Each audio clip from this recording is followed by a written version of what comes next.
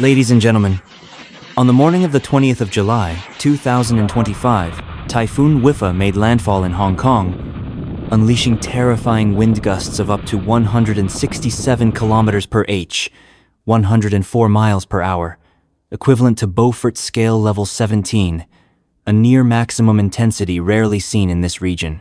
The fierce storm tore across the city, ripping off rooftops, shredding signboards, and shaking even the sturdiest skyscrapers that once seemed unshakable. In just a few short hours, Hong Kong was brought to a standstill. More than 480 trees were uprooted, 212 scaffolding structures collapsed, and glass from high-rise buildings shattered and rained down onto the streets like crystal hail. Oh, that's pretty nice.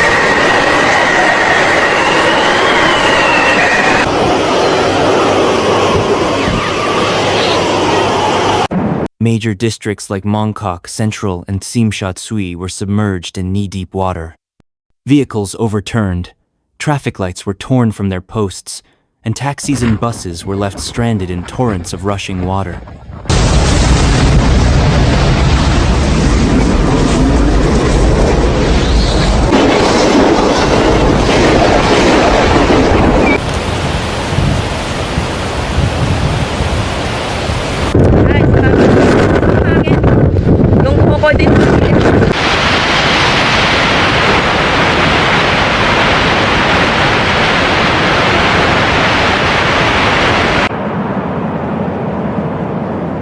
Tsim Kok International Airport was nearly paralyzed, with over 400 flights cancelled or delayed, affecting more than 80,000 passengers. Inside the terminal, people lay scattered on the floor, using luggage as makeshift pillows, their phones dead, and the cries of children mixed with the blaring of constant announcements.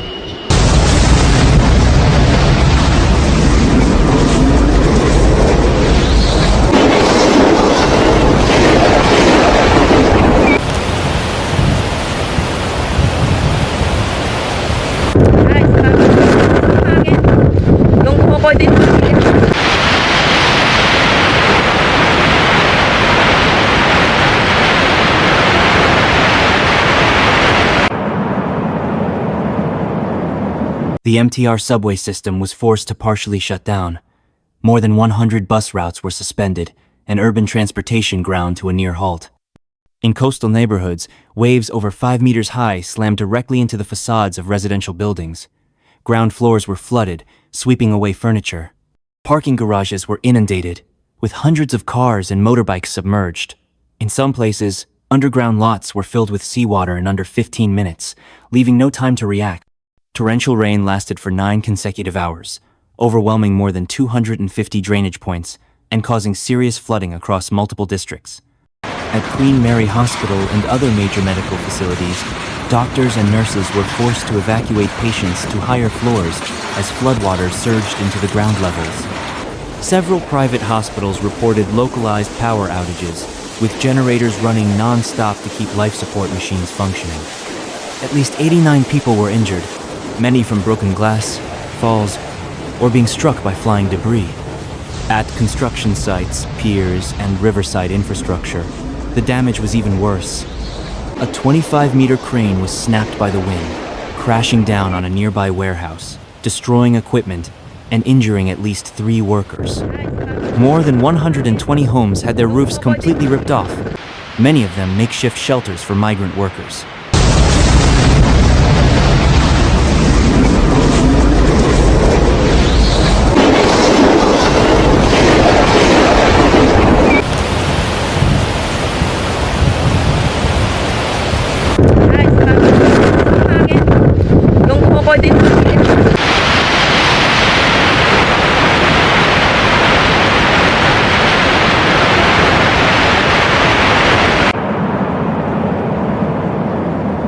Right after devastating Hong Kong, Wipha pushed northwest into mainland China, heading straight into Guangdong province. By around 2 p.m. the same day, the typhoon made a second landfall in the city of Taishan, packing winds equivalent to level 13 on the Beaufort scale, along with torrential downpours. Neighboring cities like Zhuhai, Jiangmen, Maoming, and even Shenzhen were heavily impacted, facing widespread blackouts, deep flooding, and the forced shutdown of factories and schools. Over 3 million residents in Guangdong were directly affected. Tens of thousands of homes were damaged, and initial economic losses were estimated at more than 1.2 billion yuan. But Wipha's journey wasn't over. After sweeping through southern China, the storm's circulation moved into the Gulf of Tonkin, bringing direct impacts to northern coastal provinces of Vietnam, especially Quang Ninh, Haiphong, Nam Dinh, and Thanh Hoa. Between the 21st of July and 22, the typhoon was expected to deliver widespread rainfall between 200, 300, and 50 millimeters, with some areas receiving over 600 millimeters, alongside strong winds at levels 10-11 and gusts reaching level 14. In response, Vietnamese authorities issued urgent sea bans, ordered evacuations from low-lying areas, and deployed local forces for disaster alerts, search and rescue, medical aid, and food supplies. The risk of flooding, flash floods, and landslides reached emergency levels in northern mountainous and midland regions.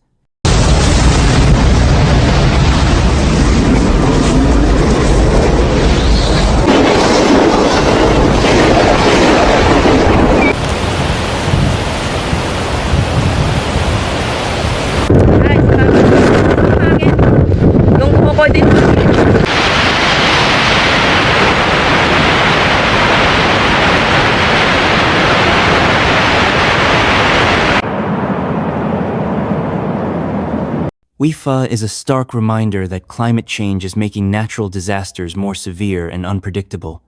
This typhoon didn't just destroy homes and cripple transportation, it left behind a deep psychological scar on millions of people. And yet, even in the eye of the storm, humanity endured. Rescue workers risked their lives, neighbors shared packets of noodles and bottles of water, and there were tearful hugs exchanged in dim shelters. These glimmers of compassion were the faint light in the darkest hours. When the storm passes, the damage can be counted, but the fear and the lessons will linger far longer. Wipha will eventually fade from satellite maps, but its memory will remain deeply etched in the hearts of millions, from Hong Kong to Guangdong.